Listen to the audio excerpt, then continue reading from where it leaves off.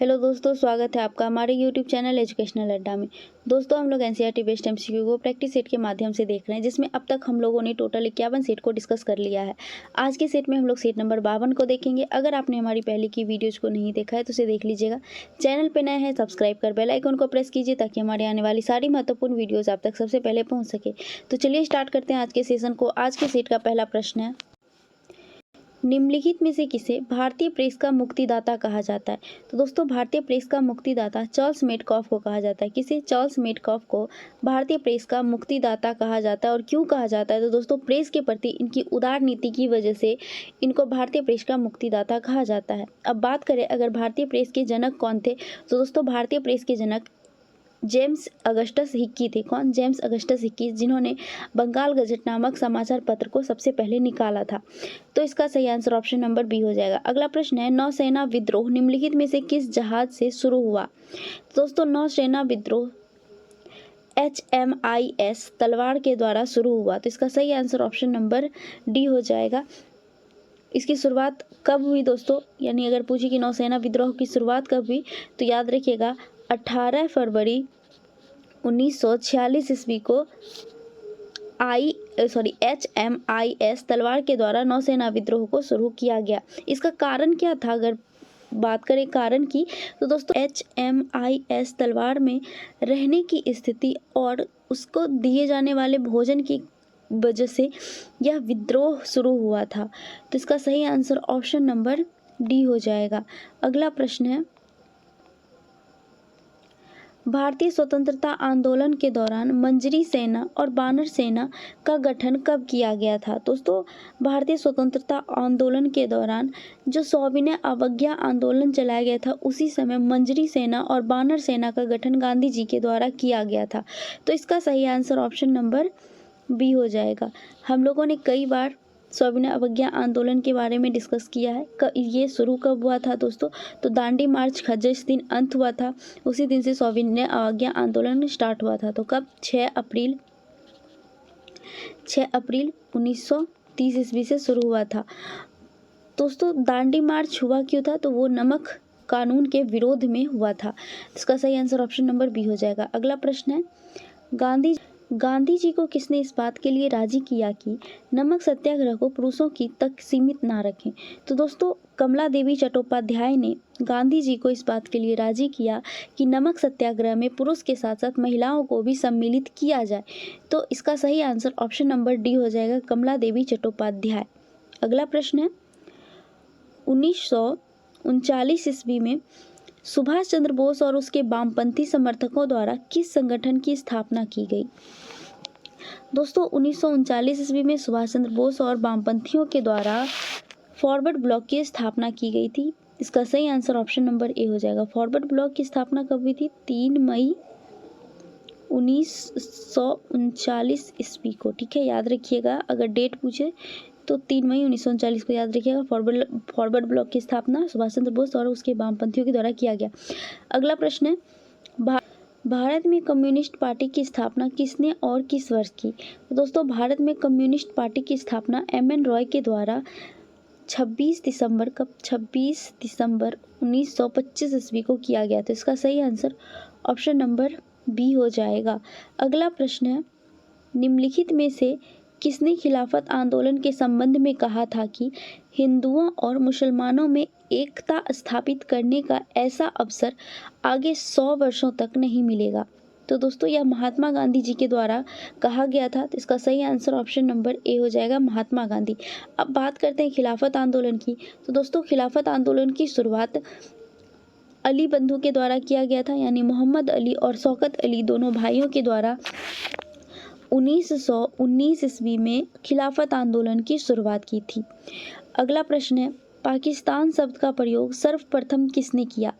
तो दोस्तों, पाकिस्तान शब्द का प्रयोग सबसे पहले चौधरी रहमत अली के द्वारा किया गया था। किसके द्वारा? चौधरी रहमत अली, जो कि कैम्ब्रिज विश्वविद्यालय का एक छात्र था। इन्होंने 1833 ईस्वी में पहली बार पाकिस्तान शब्द का प्रयोग किया था। तो इसका सही आंसर ऑप्शन नंबर बी हो जाएगा। अगला प्रश्न है, 1920 में निम्नलिखित में से किसने अपना नाम परिवर्तन कर स्वराज सभा रख लिया था? दोस्तों, स्वराज सभा का जो पूर्ववर्ती सभा था वो था all India home rule league. तो इसका सही आंसर ऑप्शन नंबर ए हो जाएगा। All India home rule league की स्थापना 1916 ईस्वी में बाल गंगाधर तिलक जी के द्वारा किया गया था, जिसे 1920 ईस्वी में परिवर्तित करके स्वराज सभा रख दिया गया। तो इसका सही आंसर ऑप्शन नंबर ए हो जाएगा। अगला प्रश्न है, किस हड़प्पा स्थल से चावल उगाने का साक्ष्य प्राप्त हुआ है? तो दोस्तों, चावल का साक्ष्य रंगून से प्राप्त हुआ है। इसका सही आंसर ऑप्शन नंबर सी हो जाएगा। रंगून से चावल धान की जो है भूसी प्राप्त हुआ है। तो इसका सही answer option number C Rangoon है। अगला प्रश्न है, वैदिक काल में निम्नलिखित में से किस संस्कार से दूसरे जन्म का आरंभ माना जाता था? तो दोस्तों, वैदिक काल में एक तो जब जन्म हुआ तब उसको जन्म माना जाता था, लेकिन दूसरा जन्म तब माना जाता था जब वो शिक्षा ग्रहण करना शुरू करता था। तो इसका सही आंसर ऑप्शन नंबर ए हो जाएगा। शिक्षा की शुरुआत के लिए उपनयन संस्कार होने के बाद से दूसरा जन्म का आरंभ माना जाता था वैदिक काल में। तो इसका सही आंसर ऑप्शन नंबर ए है। अगला प्रश्न है, सिंधु घाटी सभ्यता में अग्नि पूजा किस स्थान पर खोजी गई थी? यानी अग्नि वेदिका से सिद्ध होती है कि वहाँ पे अग्नि पूजा होती थी। यह किस सिंधु घाटी सभ्यता से पता चलता है? तो वो है कालीबंगा स्थान, जहाँ पे अग्नि वेदी मिली है। तो इसका सही आंसर ऑप्शन नंबर सी हो जाएगा। यानी कि अग्नि का कुंड जहाँ पे हवन वगैरह होता था, तो वो अग्नि कुंड से पता चला है कि वहाँ पे अग्नि पूजा हुआ करती थी, और इसका साक्ष्य कालीबंगा से मिला है। तो इसका सही आंसर ऑप्शन नंबर सी है। अगला प्रश्न, निम्नलिखित में से किस एक का श्रेय समुचित रूप से निम्बकाचार्य को दिया जाता है? यानी निम्बकाचार्य किस सिद्धांत के प्रतिपादक थे? तो वो था द्वैतवाद। इसका सही आंसर ऑप्शन नंबर ए हो जाएगा, जिसके प्रवर्तक निम्बकाचार्य थे। अब बात करें द्वैतवाद का, तो दोस्तों द्वैतवाद का प्रतिपादक माधवाचार्य थे। शुद्ध द्वैता वेदांतवाद जो था उसके वल्लभाचार्य जी थे, और विशिष्ट द्वैतावाद का रामानुजाचार्य थे। तो इसका सही आंसर ऑप्शन नंबर ए हो जाएगा, क्योंकि निम्बकाचार्य ने पूछा है। अगला प्रश्न है, भारतीय संविधान के भाग 4 के अंतर्गत अनुच्छेद 25 संबंधित है। दोस्तों, भाग 4 का अनुच्छेद 25 धर्म की स्वतंत्रता से संबंधित है। इसका सही आंसर ऑप्शन नंबर सी हो जाएगा, धर्म की स्वतंत्रता। समानता का अधिकार अनुच्छेद 14 में है। संपत्ति का अधिकार, जो कि वर्तमान में कानून अधिकार है, यह आर्टिकल 300 के क में है। जबकि अल्पसंख्यकों की स्वतंत्रता, यह आर्टिकल 29 और 30 में वर्णित है। अगला प्रश्न है, भारतीय संविधान के किस भाग में व किन अनुच्छेदों में नागरिकता संबंधित प्रावधानों का उल्लेख मिलता है? दोस्तों, नागरिकता संबंधित प्रावधान भाग 2 के अनुच्छेद 5 से 11 तक में किया गया है। इसका सही आंसर ऑप्शन नंबर बी हो जाएगा। भाग 1 में क्या है? दोस्तों, भाग 1 में संघ राज्य क्षेत्र से संबंधित प्रावधान किया गया है। भाग 3 में क्या है दोस्तों? तो भाग 3 में अनुच्छेद 12 से 35 तक मौलिक अधिकार की चर्चा की गई है। जबकि भाग 4 में नीति निर्देशक तत्व दिया हुआ है, जो कि अनुच्छेद 35 से 51 तक आता है। अगला प्रश्न है, कृषि और पशुपालक को आधुनिक और वैज्ञानिक आधार पर करने का उल्लेख भारतीय संविधान के किस अंग में है? तो वो है दोस्तों राज्य के नीति निर्देशक तत्व में। इसका सही आंसर ऑप्शन नंबर ए हो जाएगा। अगला प्रश्न है, निम्नलिखित में से किस सदन की अध्यक्षता ऐसे व्यक्ति द्वारा होती है जो उसका सदस्य नहीं होता है? तो इसका सही आंसर हो जाएगा ऑप्शन नंबर सी, राज्यसभा। दोस्तों, राज्यसभा का जो अध्यक्ष होते हैं वो उपराष्ट्रपति होते हैं, जो कि राज्यसभा का पदेन अध्यक्ष होते हैं। तो इसका सही आंसर ऑप्शन नंबर सी होगा। दोस्तों, राज्यसभा का जो सभापति होता है वो उपराष्ट्रपति के तौर पे काम करता है, ना कि राज्यसभा के सदस्य के रूप में। तो इसलिए कंफ्यूज मत होइएगा, इसका सही आंसर ऑप्शन नंबर सी हो जाएगा। अगला प्रश्न है, भारत के उच्चतम न्यायालय में न्यायाधीशों की संख्या में वृद्धि करने की शक्ति किसमें निहित है? तो दोस्तों, सुप्रीम कोर्ट के न्यायाधीशों की संख्या में वृद्धि राष्ट्रपति के द्वारा किया जाता है, लेकिन संसद के अनुमोदन के बाद तो लोकसभा और राज्यसभा के अनुमोदन करके राष्ट्रपति के द्वारा उच्चतम न्यायालय के न्यायाधीशों की संख्या में वृद्धि की जाती है। तो इसका सही आंसर ऑप्शन नंबर बी हो जाएगा, संसद। अगला प्रश्न है, भारत में किसी विधेयक को धन विधेयक प्रमाणित करने के लिए प्राधिकृत करता है। तो दोस्तों, किसी भी विधेयक को धन विधेयक प्रमाणित करने के लिए लोकसभा अध्यक्ष के द्वारा प्राधिकृत किया जाता है। तो इसका सही आंसर ऑप्शन नंबर सी हो जाएगा। अब बात करें धन विधेयक की, तो दोस्तों यह धन विधेयक आर्टिकल 110 में धन विधेयक की चर्चा की गई है। यह राष्ट्रपति के पूर्व स्वीकृति पर लोकसभा में पेश किया जाता है और फिर लोकसभा में स्वीकृत करने के बाद राज्यसभा भेजा जाता है और राज्यसभा इसे ज़्यादा से ज़्यादा 14 दिन तक रोक सकता है और फिर इसे स्वीकृति देनी पड़ती है। अगला प्रश्न है, विधान परिषद के कितने सदस्य विधानसभा द्वारा चुने जाते हैं। तो दोस्तों, राज्य विधान परिषद के सदस्य विधानसभा से 1/3 भाग में चुने जाते हैं। इसका सही आंसर ऑप्शन नंबर बी हो जाएगा, 1/3। और दूसरा निर्वाचित होकर 1/3 आता है। अगर हम बात करें विधान परिषद की, तो दोस्तों विधान परिषद 6 राज्यों में अभी है, वर्तमान में 6 राज्यों में है। वो कौन कौन से राज्य हैं, तो वो है यूपी, बिहार, उसके बाद महाराष्ट्र, कर्नाटक, आंध्र प्रदेश और तेलंगाना। आप इसको मैपिंग के थ्रू याद रखिएगा। उत्तर में जो है वो है यूपी, बिहार, और अगर हम बात करें पश्चिमी भारत में तो महाराष्ट्र और फिर नीचे है कर्नाटक, फिर पूरब में आंध्र प्रदेश और तेलंगाना। अगर आप मैपिंग से याद रखिएगा तो आपको अच्छे से याद रह जाएगा। अगला प्रश्न है, मानव विकास सूचकांक HDI किस अर्थशास्त्री की देन है। तो दोस्तों, मानव विकास सूचकांक, ह्यूमन डेवलपमेंट इंडेक्स, यह महबूब अल हक जो कि पाकिस्तानी अर्थशास्त्री थे, इनकी देन है। तो इसका सही आंसर ऑप्शन नंबर डी हो जाएगा। लेकिन दोस्तों, वर्तमान में मानव विकास सूचकांक कौन जारी करता है, किसके द्वारा प्रकाशित किया जाता है, तो यह संयुक्त राष्ट्र विकास कार्यक्रम यानी कि UNDP के द्वारा प्रकाशित किया जाता है। अगला प्रश्न है, निम्नलिखित करों में से कौन सा केंद्र सरकार के लिए राजस्व का एक स्रोत नहीं है। तो वो है दोस्तों आयकर। आयकर जो है वो राजस्व का स्रोत नहीं है। तो इसका सही आंसर ऑप्शन नंबर बी हो जाएगा। अगला प्रश्न है,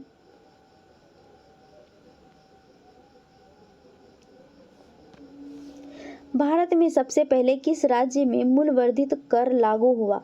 तो दोस्तों, सबसे पहले वैट यानी VAT जो है सबसे पहले हरियाणा में लागू किया गया था। कब लागू किया गया था, तो 1 अप्रैल 2004 ईस्वी को लागू किया गया था।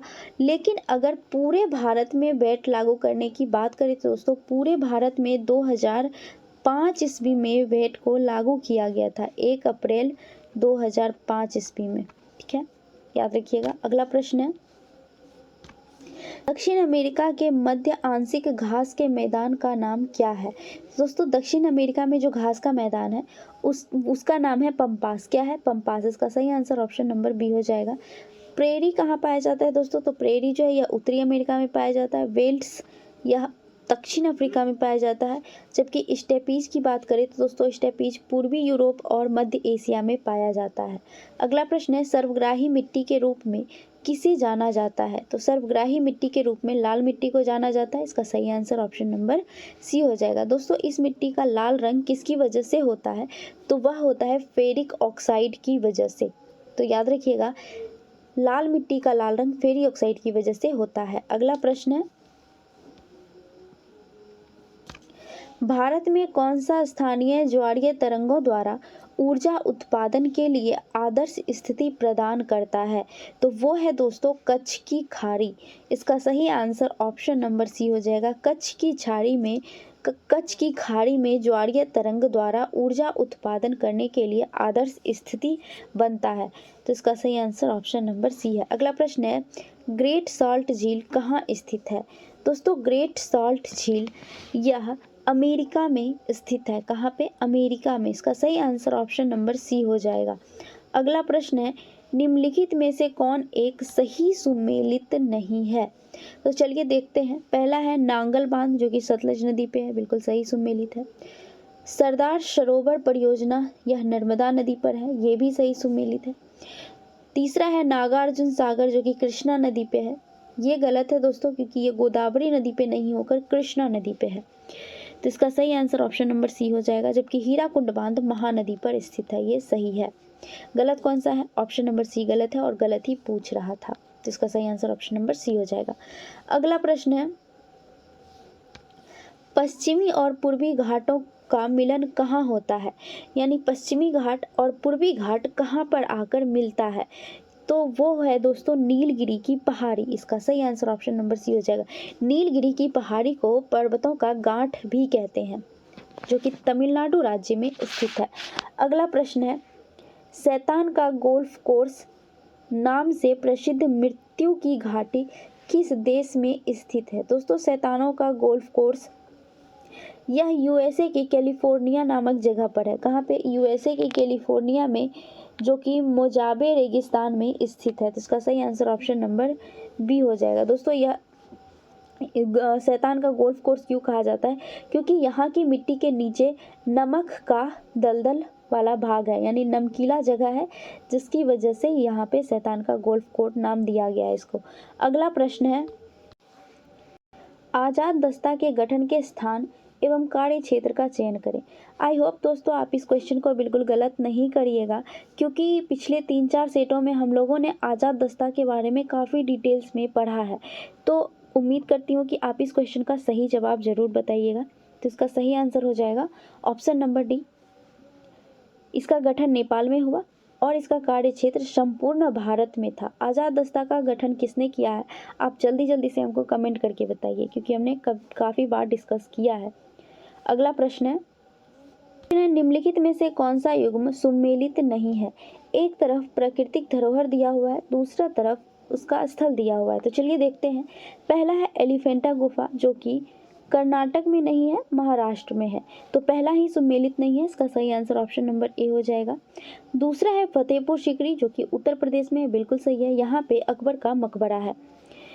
तीसरा है सुंदरबन नेशनल पार्क, जो कि पश्चिम बंगाल में है, बिल्कुल ये डेल्टा वाला क्षेत्र है। यहाँ पे सुंदरी नामक वृक्ष पाया जाता है, जिसकी वजह से इस वन का नाम सुंदरबन डेल्टा पड़ा। चौथा है सूर्य मंदिर, जो कि ओडिशा में है, जिसे हम लोग कोणार्क का सूर्य मंदिर कहते हैं। तो ये भी सही सुमेलित है। कौन सा सुमेलित नहीं है? तो वो है ऑप्शन नंबर ए, एलिफेंटा की गुफा, जो कि महाराष्ट्र में है, कर्नाटक में नहीं। तो इसका सही आंसर ऑप्शन नंबर ए हो जाएगा। अगला प्रश्न है,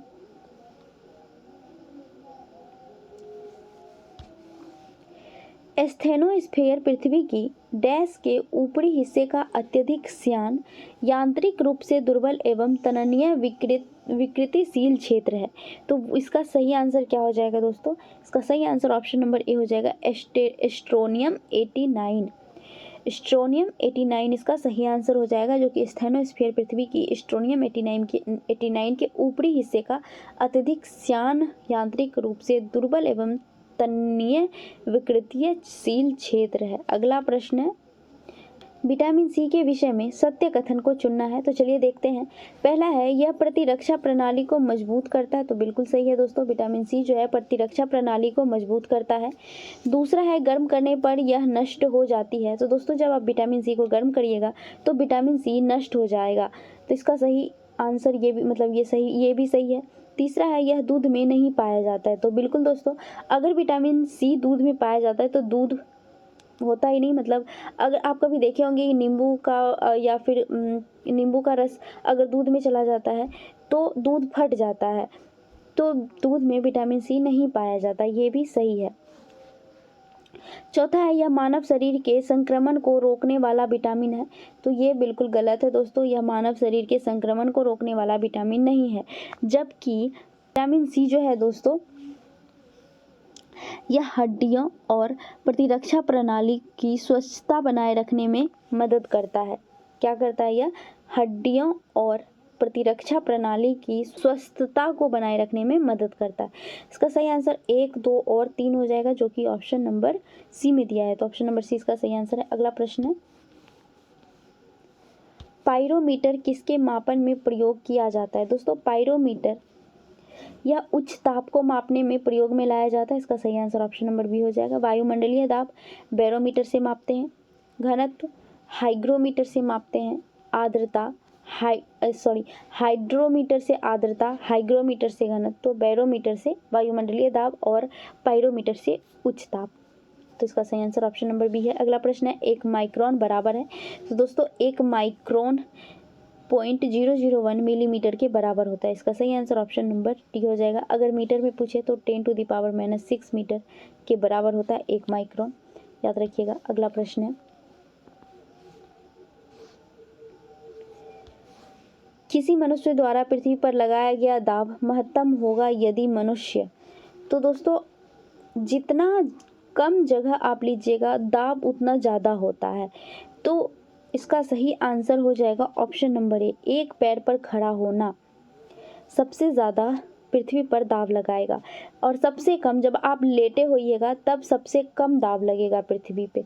तो लेटा हुआ अगर रहेगा कोई सबसे कम दाब लगेगा, दोनों पैर पे खड़ा होगा, यानी जितना ज़्यादा आप क्षेत्रफल छेकिएगा उतना ही कम दाब लगेगा और जितना कम क्षेत्रफल रखिएगा उतना ज़्यादा दाब लगेगा।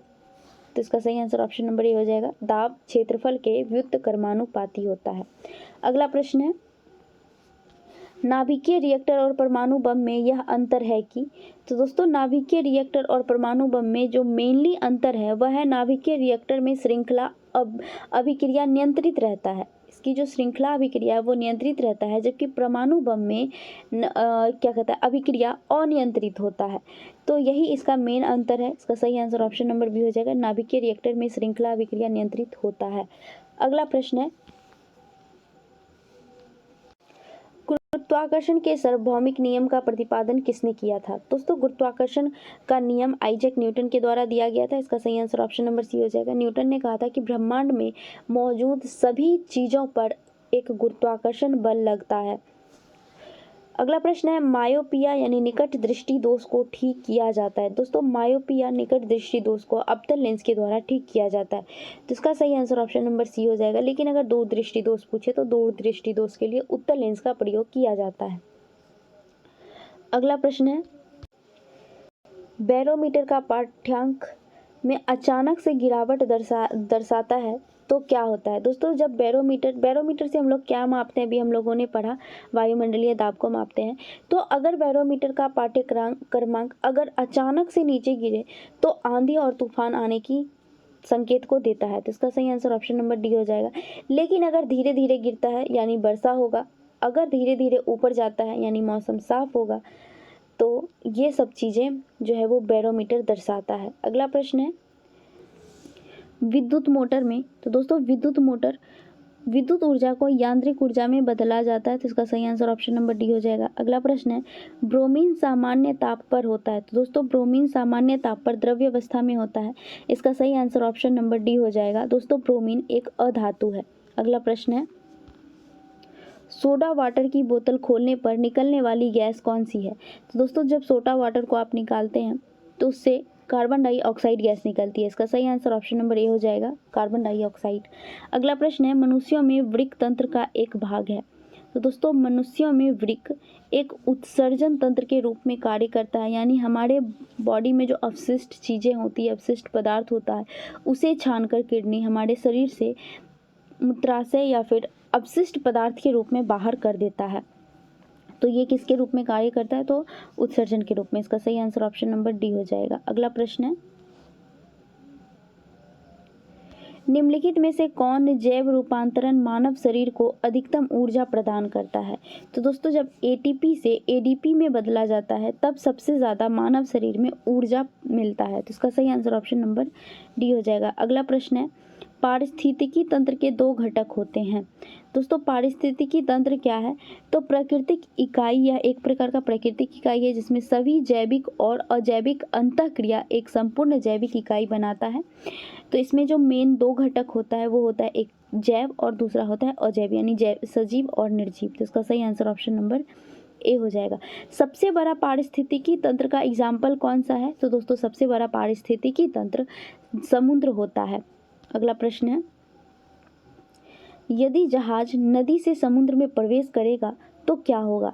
दोस्तों, जब जहाज नदी से समुद्र में प्रवेश करेगा तो यह हल्का ऊपर उठ जाएगा। क्यों ऐसा होता है? तो नदी की अपेक्षा समुद्र के जल का घनत्व ज़्यादा होता है, जबकि नदी का जल का घनत्व समुद्र की अपेक्षा कम होता है। इसी की वजह से नदी की अपेक्षा समुद्र में जहाज हल्का ऊपर उठा हुआ रहता है। इसका सही आंसर ऑप्शन नंबर ए हो जाएगा। अगला प्रश्न है, सीटी स्कैन में प्रयोग किया जाता है। दोस्तों, सीटी स्कैन में एक्सरे का प्रयोग किया जाता है। किसका? एक्सरे का। इसका सही आंसर ऑप्शन नंबर ए हो जाएगा। अगला प्रश्न है, विद्युत मोटर कम वोल्टेज में प्रयोग करने से जल जाएगा क्योंकि? तो दोस्तों, जब विद्युत मोटर को कम वोल्टेज में प्रयोग करेंगे तो यह इसलिए जल जाता है क्योंकि मोटर विद्युत धारा अधिक खींचती है, जिससे कम वोल्टेज होने पर यह गर्म हो जाती है और जल जाता है। तो इसका सही आंसर ऑप्शन नंबर ए हो जाएगा, विद्युत धारा अधिक प्रवाहित होने लगेगा। तो आज का सेशन हमारा यहीं तक था। वीडियो कैसी लगी ज़रूर बताइएगा। मिलते हैं नेक्स्ट सेट में। जय हिंद।